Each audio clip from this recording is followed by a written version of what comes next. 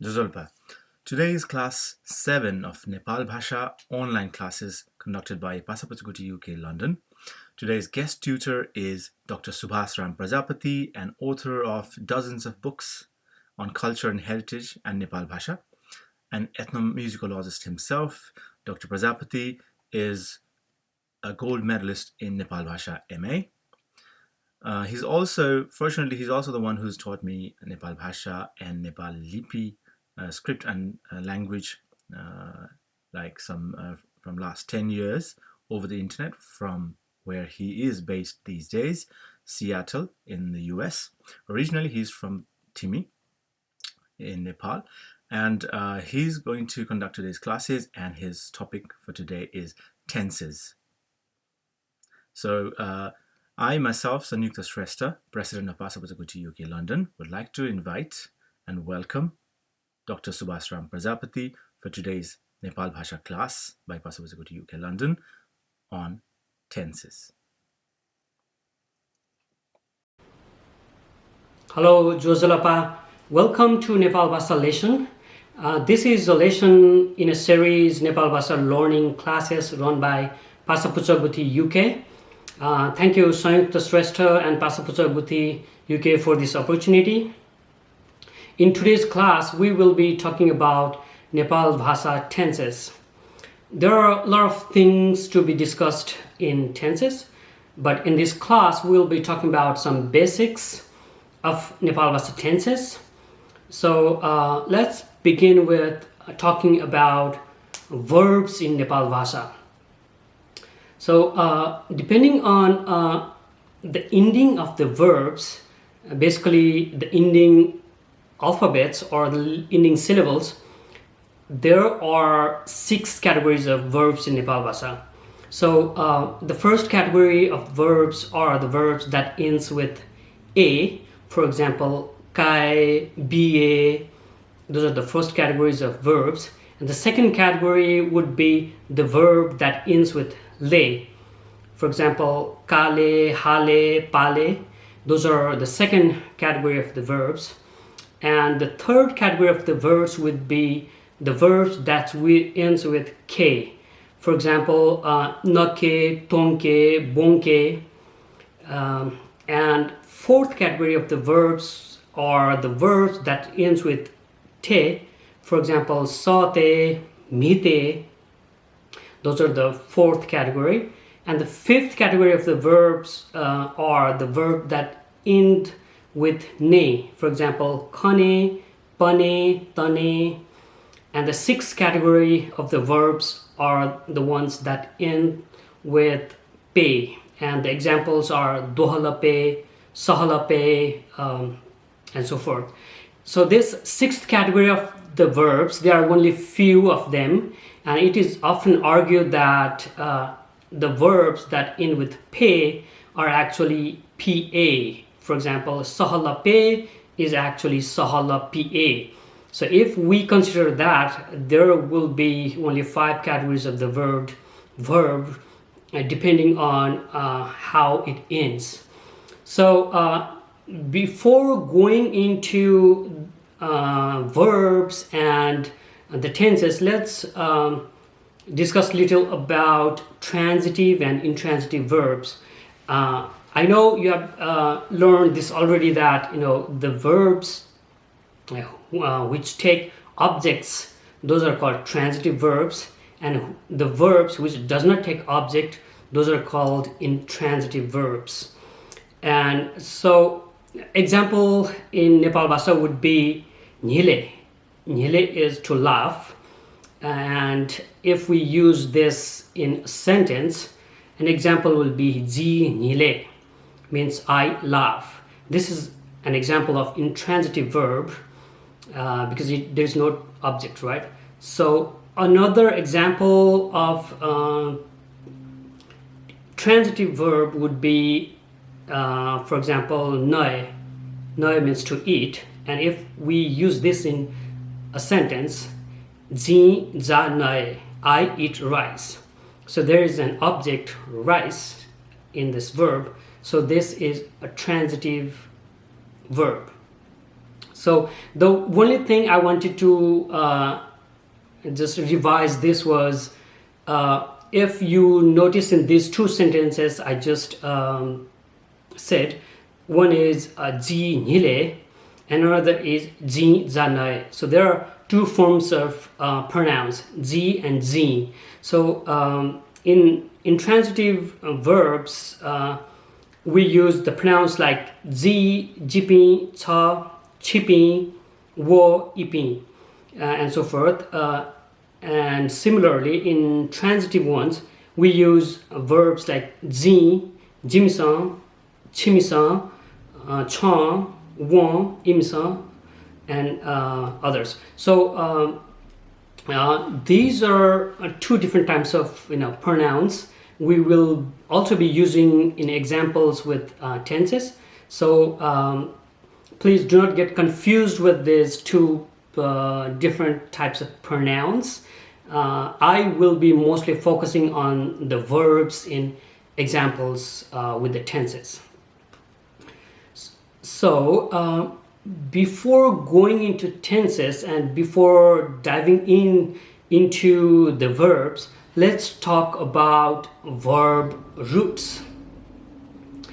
So what that means is when we say verbs like kai, be, etc., those are basically the infinitive form of the verbs, or they are the verbs. Those are listed in the dictionary, right? Yai, kai, be, lai, those ones. So we need to extract the root of the verb from those the dictionary forms or the infinitive forms, so that we can form other different types of verbs in sentences to use in different tenses. So how to extract the root of the verbs? So if you look a little more into detail about the Nepalbhasa verbs, for example, kai, be, lai, and others, you will notice that all the verbs or the infinitive forms will end with a sound. So if you remove the a sound, or in Roman, let's say, if you remove the letter e or ye at the end of the verb, that will become root of the verb. For example, kae. Kae is the verb, and if we remove a from the end, so it will become ka. So ka is the root of the verb kai.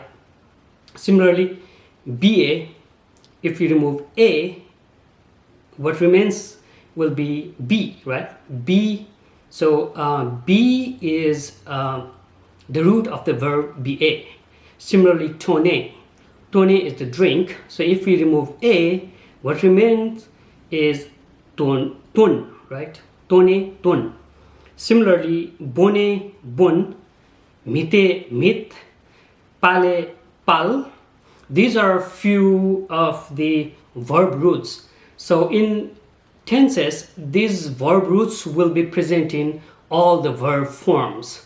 So that is about the verb roots. So let's talk about the simple tenses in Nepalbhasa. Before going into the simple tenses or the tenses, let's discuss about few special features of Nepalbhasa. So in Nepalbhasa, the verb does not change depending on the gender or the plurality. Let's take an example in Khas Nepali language. Let's take an example of Ram jन्छ, Ram goes, right? And then Sita jaन्छिन्, Sita goes. So the verb in Nepali changes Ram jन्छ, Sita jaन्छिन्. That changes depending on the gender. So in Nepalbhasa, the verb does not change depending on gender. In Nepalbhasa, it will be just Ram wani and Sita wani. Similarly, the verb also does not change with plurality. For example, in English, he goes, they go, right? So he is a singular and they is a plural. So the verb changes goes and go. In Nepalbhasa, it will be just one verb. Wo wani, he or she goes. Then ipi wani, so they go. So that's the one feature we should be keeping in mind talking about verb forms in Nepalbhasa, and also that talking about the point of view or the person in Nepalbhasa, the verb form will be just two types of the verb forms depending on the person. First one will be the self or the first person, and second one will be others, that would include second and third person. And particularly in simple tense, there are only two tenses in Nepalbhasa. One will be past tense and another will be future and present tense. There are three tenses in Nepalbhasa, and there are a lot of arguments and discussion about that. But to make it simple, we use same verb for present and future, particularly in simple tense. Okay, so let's talk about how to change the verb forms in simple tenses. In simple tense, in particular, in Nepalbhasa, the verb form of present and the future tense is the same, and so we call it non-past tense, and there is past tense.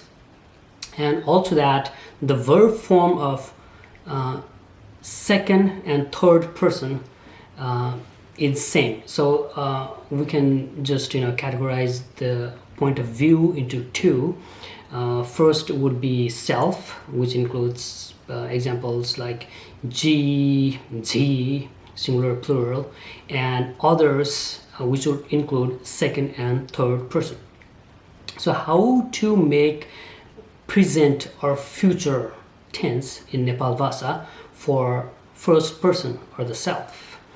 To make the verb form, what we do is from the root of the verb, just add a at the end, the sound a at the end, or in other words, just use the infinitive form of the verb. That will become the simple present tense or the simple future tense for the first person. Let's take an example. So wane is the dictionary listed infinitive form of the verb. So example in a sentence of wane verb will be ji wane, I go. Similarly, jipi wane, we go.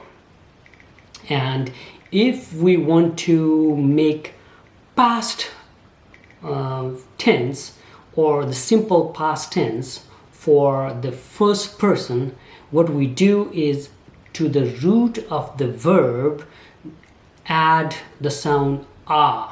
For example, wane. Wane is a verb, and root of this wane verb will be one, and then just add a sound at the end, so it will be one and a, wana. So in sentence it will be ji wana or jipi wana, I went or we went. Similarly, other examples would be tona, hala, pala, sala, kana, tana, and others. Similarly, how we make the simple or the simple present or the future tense with others' point of view. Others include second and third person. What we do is to the root verb we add e sound at the end. For example, the wane verb, the root of the verb wane is one and if we add the sound e, it will become wani. So example in a sentence would be wo wani or ipi wani. Wo wani is he or she goes, and ipi wani they go. Similarly, if we want to make the past form of the verb for second and third person or the others category, what we do is to the root of the verb we add a sound at the end. For example, wane verb, the root of this wane verb would be one, and if we add a sound it will be wana. Similarly, tona or hala or pala, sala, kana, tana. So these are the past forms of the verbs for others category, that is for second person and third person. So in these examples, I only used cha and chipi, wo and ipi. These are the general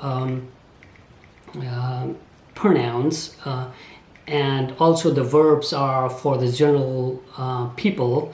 And if we want to use the verb forms with honorific, so the verb form slightly changes, and I will be discussing that at the end, because understanding the pattern is more important than to use this with the honorific cases, because honorific cases can be very simple as just adding words like disan or bijahun, which we will be talking after discussing the general cases of these verb forms and the tenses.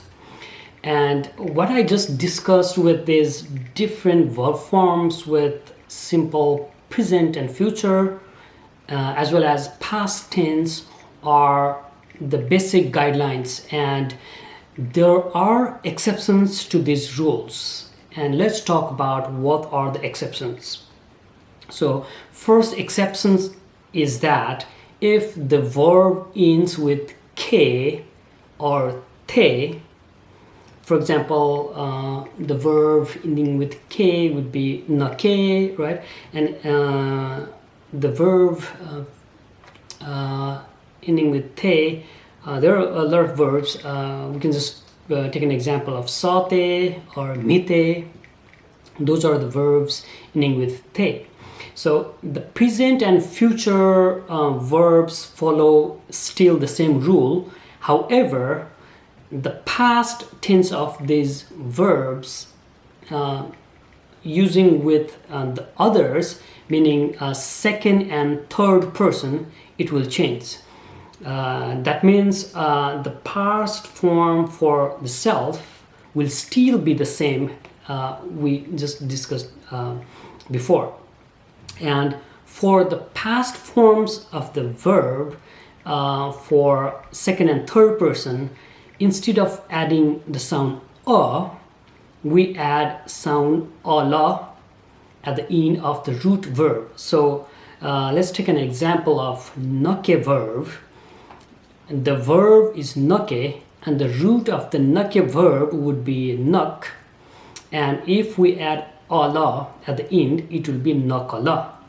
Similarly, the verb sate, the root of this verb is sat, and if we add ala at the end, it will be satala. So let's use this into sentences. For example, wo machayata chocolate nakala. He or she fed child a chocolate. That's an example. And another example would be imsa jita satala. They called me. Imsa jita satala. And let's look into another exception, especially with the verb that ends with a. There are exceptions in how we use those in past. So let's talk about the exception with the verbs ending with a. For example, kai, bie, chui, and those verbs. How it changes in past tense. Again, so the present form of these verbs will still be the same, and only the past form of the verbs changes. And these verbs which end with a in past for self or the first person will end with ya or na instead of as we add a in other cases, the verbs that end with other than a. So let's take an example of ya. Ya is the verb that ends with a, and the past of these verbs with the self or the first person will be yana. Or instead of na, in some dialects, for example in Voktapur, they use nga, so yanga. So that is the first person. And another example, let's say dae. Dae is to beat, and it also ends with a. And in this case, the past form of the verb dae, when we use in the first person or the self, would be daya. So we add ya at the end. So for the self or the first person, it might end with na or ya. Similarly, in past form, in others category, which include second and third person, instead of adding a sound, it will be ta or la. For example, in the verb yai, it will be yata. Let's take an example in a sentence. Wo ja yata. He did work. Yata. So that ends with ta. And similarly, da. If we were to use this in sentence, it will be Rama Shyam yata dala. Ram beat Shyam. So in this case, the verb ending changes to dala, la, right? So the verbs which ends with na or nga for the first person will end with ta for the second or third person, and the verbs that ends with ya will end with la for second or third person. And let's look at some of the examples with these different endings. For example, that ends with na for the first person. Yae will be yana. Gae will be gana. Similarly, the verbs that end with ya will be te. Te will be tai. Te will be taya. Dai will be daya. And similarly, tie will be tia. Tuye will be tuya, and so forth. I will be putting more of these words in the note section, which you can check later in the link listed below. And also that there are few verbs which can take either of these two endings, na or ya for the first person, or ta and la for the second or third person. For example, let's take an example of the word kai. Kai can have multiple meanings, and one of the meanings of kai is to pick up. Let's say to pick up a fruit from a tree. Kai. And when we use in this sense, the verb will change with kana, with the na ending. So if we were to use this in a sentence, ji xiao kana, I picked up an apple, right? That is na. And this particular example in this particular meaning, if we were to use in second or third person, let's take an example. 我小卡的 he picked up an apple from a tree, right? He picked up an apple. 我小卡的 so that ended with ta. Now same word kai in different meaning. So kai can also mean to hang up, for example, to hang a coat. And if we were to use this in a sentence, for example, Jin coat kaya, I hung a coat. So the verb ended with ya. And similarly, won coat kala, so that ended with la. So the verb which ends with a can have these different endings, and for any particular verb that can have different meanings, that those verbs can again have different endings depending on the meaning of the verb, as we just discussed with an example of kai. Similarly, tai is another example. Tai can mean to cut or to hear, and depending on the use, it can have different ending. For example, to cut, when it means to cut, tai. For example, I cut vegetables. Ji tana. So that's how the past becomes for the first person, and for the second or third person, it will be tata. That will end with ta. And similarly, when we use this verb tai with different meaning, for example, to hear, it will be taya for the first person, and for second and third person, it will be tala. Jin taya, wo tala, right? So these are different scenarios and how these different verbs are used with different tenses, and how the verb forms changes. It can be a little tricky that what to use in particularly with the verb ending with a. Do we use ya or na for the first person, or do we use ta or la? So are there any rules? So let's talk about that. So there are few rules, or we can just use this in different sentences and see how we can determine that what to use, ya or na, or ta or la for the second or third person.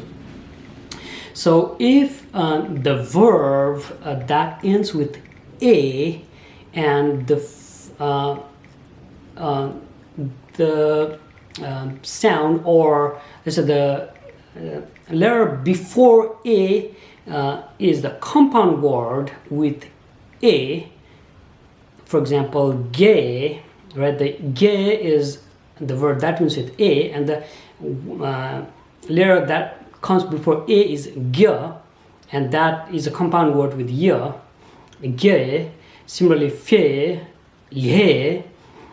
These are the words, and if it comes with the compound with the a, it will always be la. For example, ge will be gyala, and lhe will be lyala. Lhe means to crawl, and it can also mean to copy from one source to another.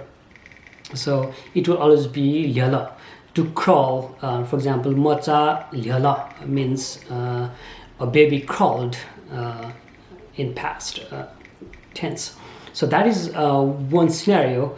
And how we can determine the verb ending, we can determine that there is another method how we can determine that is to make the verb causative. For example, to make a word or the verb such as having or getting something done by someone. and depending on how the verb changes with the causative forms, we can determine which one to use, whether to use ya, na, or ta, or la. Let's take an example of the verb chae. Chae means to cut, and chae can also mean to wash. So when we use the verb with the meaning chai as to cut something, right? And then if we make causative, meaning to have someone to cut something, it will be chake. Chake. So there is the chai just simply changed to chake, right? And then the past form of this verb when used in this meaning will be chata for the others, or chana for self.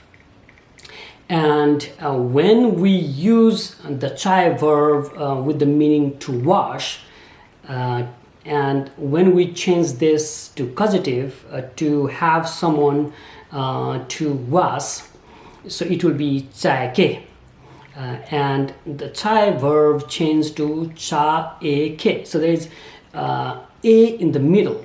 So when we change the verb into causative and something comes in the middle, for example, a, chai ke, a, and in these cases, the past form of the verb chai will be chala for others and chaya for self.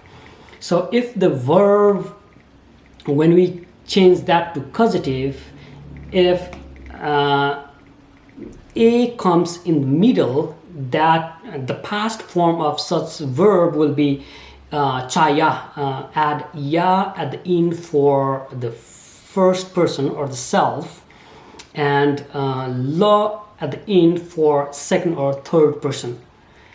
And if a does not come in the middle when we change that to causative, so that will be basically just make that na at the end for self, and chata for others. So I'll repeat that once again if this looks a little confusing. For the verbs, when we change the verb into causative, if a comes in the middle, then use ya for the self and la for others. When nothing comes in the middle, then na for first person or self and ta for others. Let's take this example. Let's take an example with another verb, kai.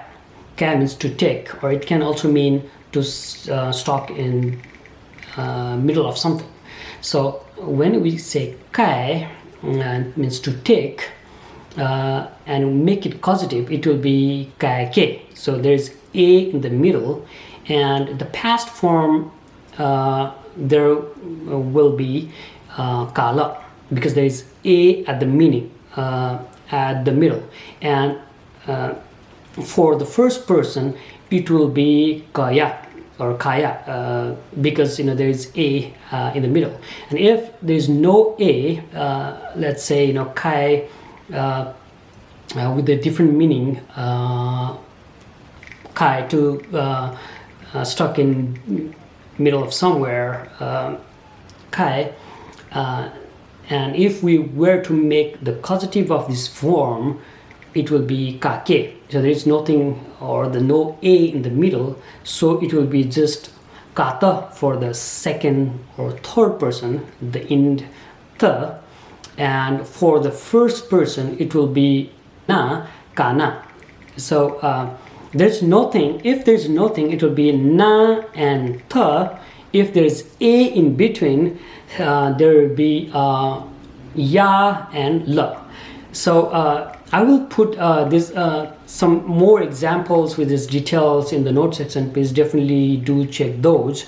I think there's this tutorial is already becoming long, so I think I should just cut it off here for now.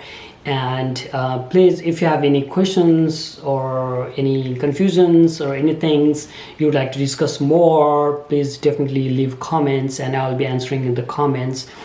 And if there are any things I missed or anything I might have made mistakes, we'll again talk in the comments or in next tutorial. And again, thank you very much for organizing this online tutorial classes, Pasa Puchagute, and I hope to see you with one form or another sometime soon. Thank you. Jazalapa. So that was Dr. Subhash Prajapati from Seattle, US, helping us learn and with an in-depth class on tenses. So we'd like to thank Dr. Prajapati, and before we complete this session, I would actually quickly like to show you one interesting image where Mr. Prajapati has actually, just to show you guys, Dr. Prajapati has actually helped us shape Passapartout UK London in the last 10 years, even my own leadership at Guti.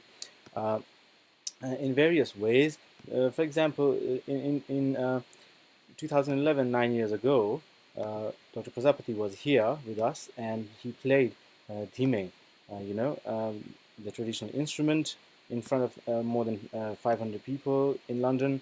And as you can see, at the Mahapuja event, and a little girl sitting behind the gentleman, behind the music players, is Susima Manandar, who's now, after 9 years, a regular student of these classes. So this is how we are. He is influencing people around the world, not only as the former General Secretary of World Now Organization and the former president of Now Organization of America in Seattle chapter, and so many other accolades that he has under his belt. Thank you very much, Dr. Prajapati, and we wish you all the luck.